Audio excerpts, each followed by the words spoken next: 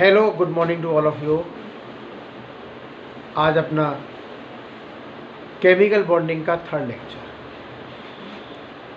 इससे पिछले लेक्चर में हमने आपको एक्सप्लेन किया था सिग्मा बॉन्ड, पाई बॉन्ड और उनकी संख्या को काउंट करना।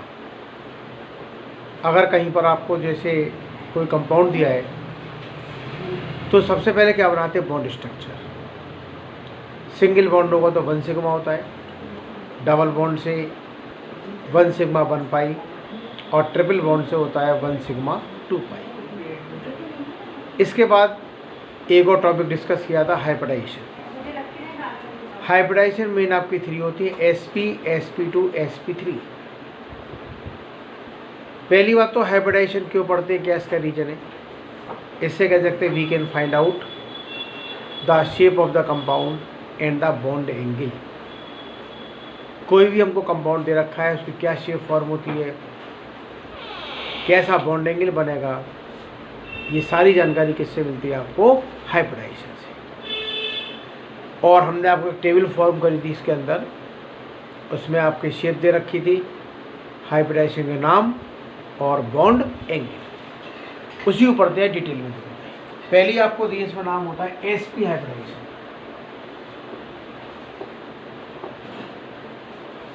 तो इसको पर ऐसा बनाएंगे यहाँ पर,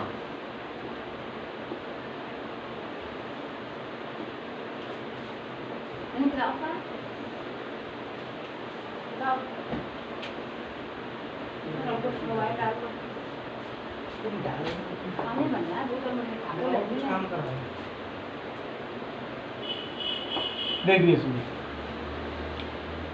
sp हाइब्रिडाइजेशन क्या होती है, 1s orbital combine with the 1p orbital. एक अपना s होता है, एक अपना p होता है, कंबाइन करेंगे यहाँ पर। जितने कंबाइन करते हैं उतनी फॉर्म होते हैं हाइब्रिड ऑर्बिटल। तो यहाँ पर क्या फॉर्म होती है, 2sp hybrid orbital. 1s orbital 1p orbital combine together and form 2sp hybrid orbital, and the process is called sp hybridization। जब भी sp होती है हाइब्रिडाइजेशन, शेप का नाम होता है linear and the bond angle is 180 degree. और ये जो शेप बनती है भाई, ये शेप किसकी बनती है, सेंट्रल एटम। तो हमने जो शेप आपको ड्रॉ किया यहाँ पर, इसमें ये शेप किसकी फॉर्म होती है, सेंट्रल एटम की। अब देखिए एग्जाम्पल इसका, कंपाउंड आपने क्या लिया, BeCl2,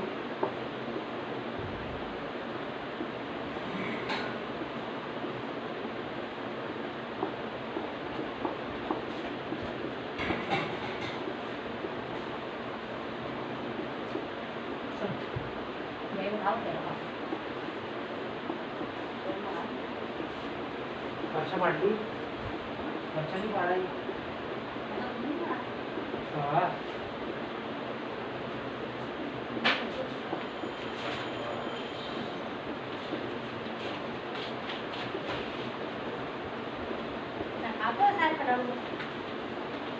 सही है।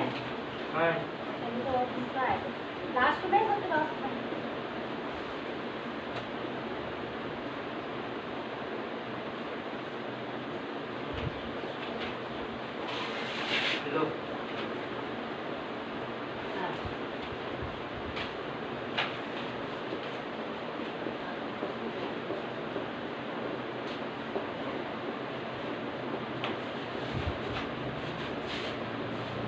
पहले इतना देखिए ध्यान से।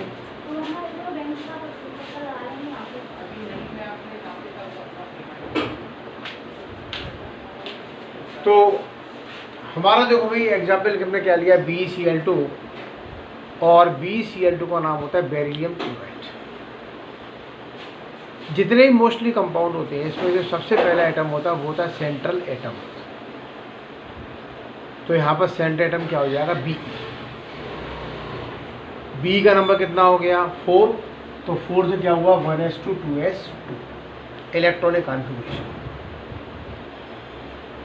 हर हाइब्रिडाइजेशन आप 3 स्टेज बनाएंगे। पहली ग्राउंड स्टेट, एक्साइटेड स्टेट, और तीसरी होती है हाइब्रिडाइज्ड स्टेट। ग्राउंड स्टेट में क्या किया भाई, हमने 2s के लेके चले 2 इलेक्ट्रॉन, तो आपके 2s के 2 इलेक्ट्रॉन हो गए, 2p वाला यहाँ पर वैकेंट है। एक्साइड में क्या हुआ, एंटी क्लॉकवाइज इलेक्ट्रॉन जंप करेगा और कहाँ चला जाएगा, खाली वाले में। तो एंटी क्लॉकवाइज इलेक्ट्रॉन जंप करके वैकेंट वाले में आ गया और उसका रोटेशन चेंज हो जाता है। जब भी इलेक्ट्रॉन जंप करता है तो एंटी क्लॉकवाइज वाला कह सकते हैं क्लॉकवाइज हो जाएगा और उसका रोटेशन क्या हो जाएगा, चेंज हो जाएगा। अब ये कैसा हो गया, क्लॉकवाइज। अब देखो भाई इससे जुड़ने वाला एटम कौन सा है, Cl। Cl का नंबर कितना है, 70। इलेक्ट्रॉन डिस्ट्रीब्यूट किए तो 1s2 2s2 2p6 3s2 3p5। अगर आप 3p ब्लॉक को बनाते हैं तो 3p के अंदर आपके 3 ब्लॉक बनेंगे, इलेक्ट्रॉन भरेंगे यहाँ पर 5, तो 1 2 3 4 और कितना हो गया 5। ये आपका बच गया भी एक इलेक्ट्रॉन जो अपना है 3p के अंदर अनपेयर्ड इलेक्ट्रॉन। तो सबसे पहले चेक कर लो Cl के अंदर कौन सा यहाँ पर अनपेयर्ड इलेक्ट्रॉन है। तो ये लास्ट में जो सर्किल ड्रॉ किया है वहाँ पर, ये कैसा कहलाएगा, unpaired electron. This unpaired electron take part in the hybridization. एक Cl में एक अनपेयर्ड, 2 Cl में 2 अनपेयर्ड। तो पहला अनपेयर्ड आपका ये आ जाएगा, दूसरा अनपेयर्ड यहाँ पर ये आ गया। तो जो डॉट डॉट के इलेक्ट्रॉन होते हैं वो दूसरे एटम के होते हैं और वो भी कैसे होते हैं, अनपेयर्ड इलेक्ट्रॉन। अब देखो भाई यहाँ पर, तो जहाँ पर एक एटम आपका इलेक्ट्रॉन B का है, एक इलेक्ट्रॉन Cl का है, डार्क वाला इलेक्ट्रॉन B का, डॉट डॉट वाला इलेक्ट्रॉन Cl का है, वो कहलाएगी हाइब्रिडाइज्ड स्टेट। एक अपना S हो गया, एक अपना P हो गया, तो इसका नाम हुआ sp हाइब्रिडाइजेशन। इतना क्लियर। एक अपना S का हो गया ब्लॉक, एक आपका P का ब्लॉक है, तो कौन सा कहलाएगा, sp हाइब्रिडाइजेशन। अब बनाएंगे शेप। सबसे पहले शेप बनाते हैं सेंट्रल एटम की। ये शेप किसकी बन गई, Be, और वही हमने बना दी सेंट्रल एटम की यहाँ पर शेप। अब इससे तो जुड़ने वाला एटम कौन सा था, Cl। Cl में इनकम्प्लीट कौन सा है यहाँ पर, 3p। और P की शेप कैसी होती है, डम्बेल। तो एक डम्बेल आपका Cl का ये बन जाएगा इसमें यहाँ पर, ये किसका डम्बेल बन गया, Cl का। और एक डम्बेल आपका Cl का ये फॉर्म हो जाएगा और बीच में यहाँ पर क्या होगा, ये ओवरलैप। तो ये शेप किसकी कहलाएगी, BCl2। ये भी Cl, ये भी Cl, ये आपका एंगल 180 डिग्री और शेप का नाम होता है लीनियर। तो ये कह सकते हैं इस तरीके से आप हाइब्रिडाइजेशन के बेस पर किसी कंपाउंड की स्ट्रक्चर को बना सकते हैं। और जो आपकी शेप बनती है, इस शेप में ओवरलैपिंग शो कर सकते हैं, किस किस एटम के बीच में ओवरलैपिंग किस तरह से हो रही है। तो BCl2 बेरिलियम क्लोराइड हाइब्रिडाइजेशन कौन सी होगी, इसमें कह सकते हैं हमारे पास वही sp हाइब्रिडाइजेशन। शेप का नाम क्या होगा, linear, and the bond angle is 180 degree. इतना क्लियर। इसी तरीके से आपकी तीनों बनती है हाइब्रिडाइजेशन, sp2 एंड sp3। चलो देखो भाई आपको एक और समझाते हैं। दूसरी आती sp2 हाइब्रिडाइजेशन।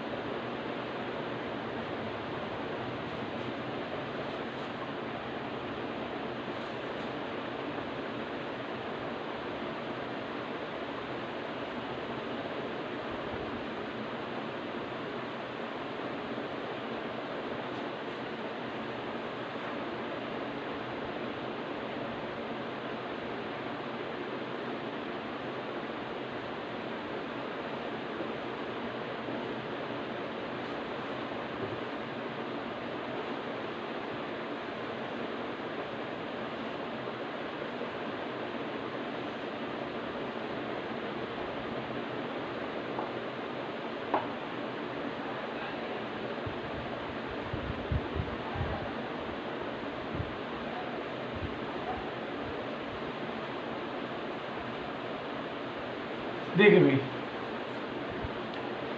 sp2 में क्या होगा, 1 s ऑर्बिटल और ये होते 2 यहाँ पर p ऑर्बिटल, क्योंकि p की पावर आपको 2 दी है तो 1 s ऑर्बिटल होगा और 2 होते p ऑर्बिटल, ये आपस में कंबाइन करेंगे।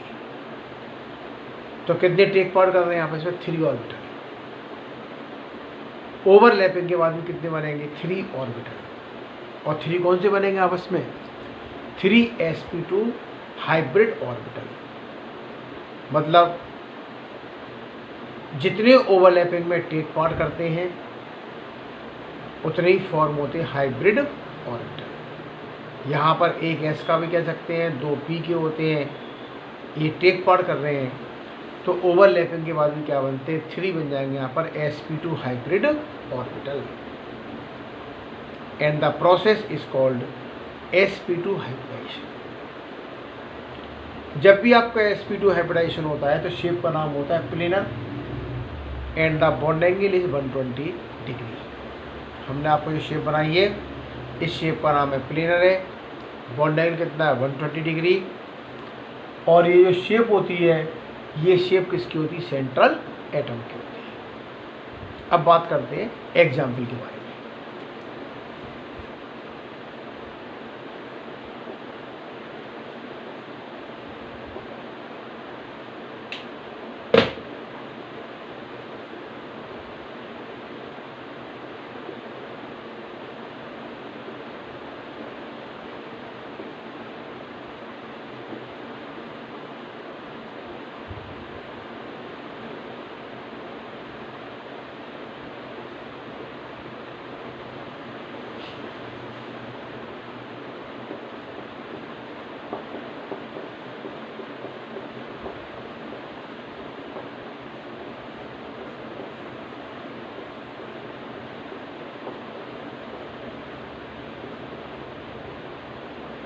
ठीक है, तो BF3 का नाम होता है बोरॉन ट्राइफ्लोराइड।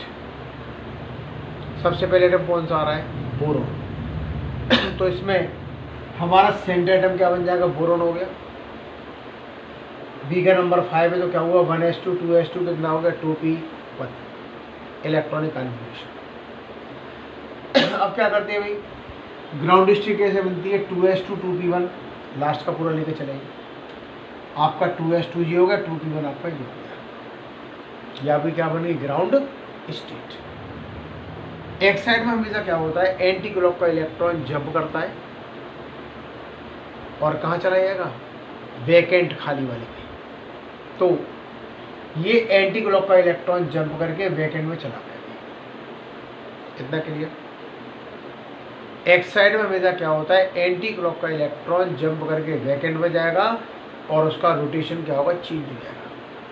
तो ये एंटी क्लॉक का इलेक्ट्रॉन यहाँ पर आ गया और इसका रोटेशन क्या हो गया, चेंज हो गया। अब बात करते हुए इससे जुड़ने वाला एटम F का नंबर कितना है, 9। इलेक्ट्रॉन डिस्ट्रीब्यूट किया तो क्या बना, 1s2 2s2 2p5। 2p में कितने ब्लॉक बनाए, 3, इलेक्ट्रॉन भर दिए 5। अब ये देखो 2p के अंदर अनपेयर्ड कौन सा दिया है यहाँ पर से, इस 2p के अंदर ये हमारे पास क्या हो गया, अनपेयर्ड इलेक्ट्रॉन। इतना क्लियर।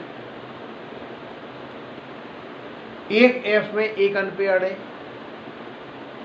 तो 3F में क्या होंगे, 3 अनपेयर्ड होंगे। मतलब एक F में एक अनपेयर्ड है तो 3F में क्या होंगे, 3 अनपेयर्ड। तो हमने वही लगा दी डॉट डॉट करके यहाँ पर 3, यहाँ पर अनपेयर्ड। डॉट डॉट के इलेक्ट्रॉन F के है, डार्क वाले इलेक्ट्रॉन बोरॉन के है।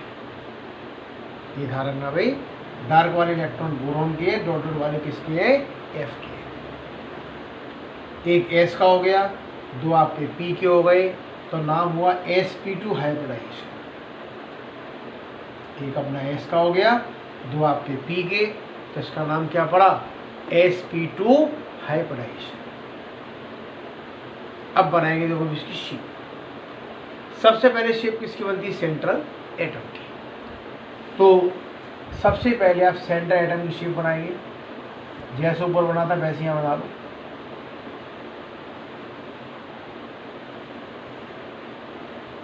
ये शेप किसकी हो गई? बोरोन की। इतना क्लियर? आपका एंगल 120 डिग्री। एफ में कौन सा इनकम्प्लीट रखा है? 2p। और p की शेप कैसी होती है? डम्बेल। तो 3 आपको एफ लगाने। ये पहला आपका एफ हो गया, दूसरा एफ, और ये आपका तीसरा एफ। ये हमने क्या लगा दिया? यहाँ पर 3 यहाँ पर एफ लगा दिए, और ये क्या हो रही है यहाँ पर? इसमें ओवरलैपिंग। तो इस तरीके से शेप किसकी बनती है? BF3 की, बोरॉन ट्राइफ्लोराइड। और इस शेप का नाम होता है प्लेनर। बॉन्ड एंगल क्या होगा? 120 डिग्री। और जो डार्क में कह सकते हैं, जो लाइनिंग ड्रॉ करी आप इसमें, ये क्या बता रही है? Overlapping between the orbital boron and fluorine. Boron और फ्लोरीन, इसके बीच में क्या होती है? ओवरलैपिंग होती है। किस तरह से ओवरलैपिंग होती है? It is given by the hybridisation.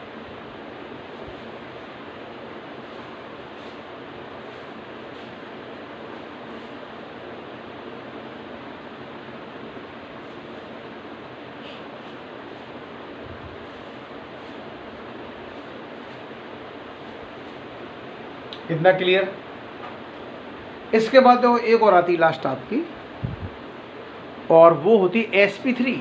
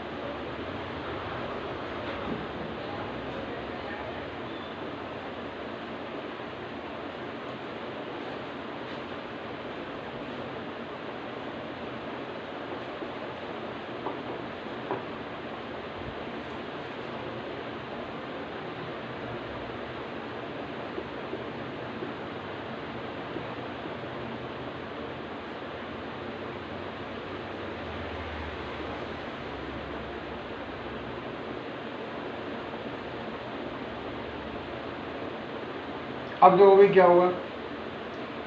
sp3 में क्या होते हैं? 1 अपना s ऑर्बिटल, 3 होते हैं p ऑर्बिटल। तो कितने टेक पड़ करते हैं यहाँ पर? 4। और हाइब्रिड कितने बनते हैं? 4 sp3 हाइब्रिड ऑर्बिटल। एक s का हो गया, 3 आपके p के हो गए। ये जो शेप किसकी बनती है? ये कह सकते हैं शेप का नाम है टेट्राहीड्रल। बॉन्ड एंगल कितना होता है? 109.5 डिग्री। और ये भी शेप किसकी होती है? सेंट्रल एटम की। इसका एग्जाम्पल क्या बना? आपका CH4 मीथेन। सेंट एटम क्या हो जाएगा? कार्बन, नंबर इसका 6। तो वही सेम 1s2 2s2 2p2। पहला बनाए ग्राउंड स्टेट, इसके बाद एक्साइट। अब देखो भी इससे जुड़ने वाला एटम कौन सा दिया है? H में कितना होगा? 1s1, और 1s के अंदर यहाँ पर इसमें एक इलेक्ट्रॉन। तो 1s के अंदर क्या है? एक ही आपका अनपेयर्ड है, एक H में एक अनपेयर्ड, तो 4H में 4 अनपेयर्ड। डॉट डॉट करके हमने क्या लगा दिया भाई? 4 आपके लगा दिए H के, डार्क वाले किसके? कार्बन के। एक S का हो गया, 3 आपके P हो गए। तो क्या बनी? sp3 hybridisation. एक S का हो गया, 3 P के, तो इसका नाम हुआ sp3 हाइब्रिडाइजेशन। अब बनाएंगे शेप। सबसे पहले भी शेप ऊपर वाली बना लो यहाँ पर, वही सेम टू सेम।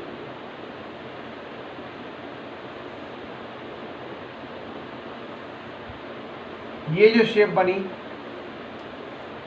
ये शेप किसकी बन गई? कार्बन की। अब देखो इसमें क्या करना है, जैसे हमारे पास वही इससे जुड़ने वाला एटम कौन सा है? H। H में कौन सा इनकम्प्लीट है? 1s। और S की शेप कैसी होती है? स्फेरिकल।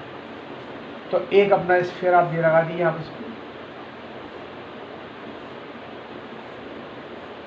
ये स्फीयर कौन बता रहे हैं यहाँ पर? H के लिए। और ये बीच में क्या होगा? ये ओवरलैपिंग, ठीक है। और वही शेप वही 109.5 डिग्री। और शेप का नाम क्या होगा? वही टेट्राहीड्रल। स्फीयर क्यों बनाया? क्योंकि हाइड्रोजन कितना दिया? 1s, अनपेयर इलेक्ट्रॉन दिया 1s के अंदर। और s की शेप कैसी बनती है? स्फेरिकल। तो this is the shape of the methane. तो 3 आप करेंगे hybridisation, sp, sp2 and sp3।